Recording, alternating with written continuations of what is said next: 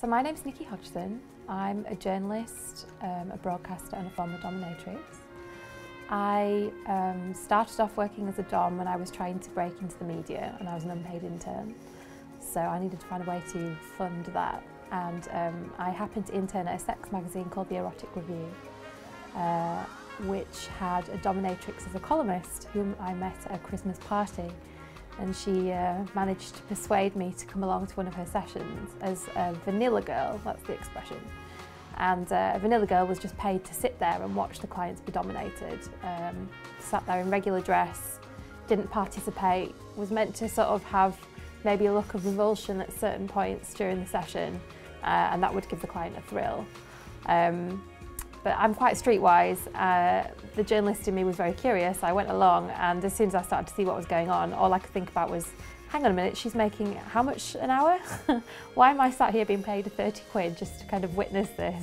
Which is what she gave me, which at the time seemed like a lot of money for a student.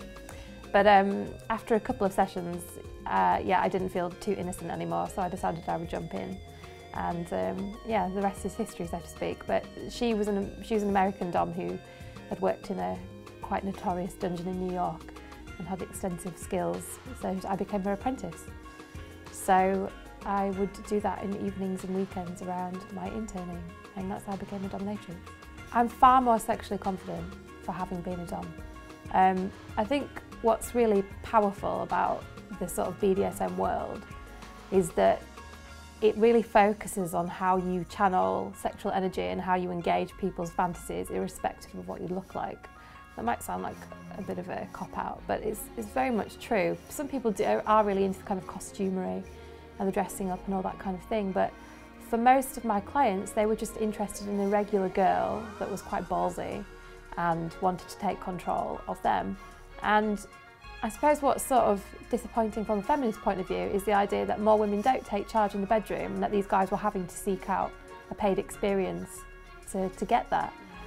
Most of them just wanted what I would consider to be a bossy girlfriend, which is what I am anyway. So it didn't seem that difficult to me to just, you know, kind of capitalise on it. But I think what it really taught me as well is that men do take the sexual lead most of the time. It's just the cultural script that we have, which is to expect men to do the seduction and women then just kind of relinquish and then sex happens. But with the kind of BDSM world and with domination, you know, it's about creating this kind of sexy fantasy together, about really being in charge and like controlling when somebody gets to orgasm, for example, or when somebody gets to touch you, or when somebody does get their pleasure, which doesn't happen day to day in most sex. So yeah, I mean, I think it was like a very compelling, very empowering experience.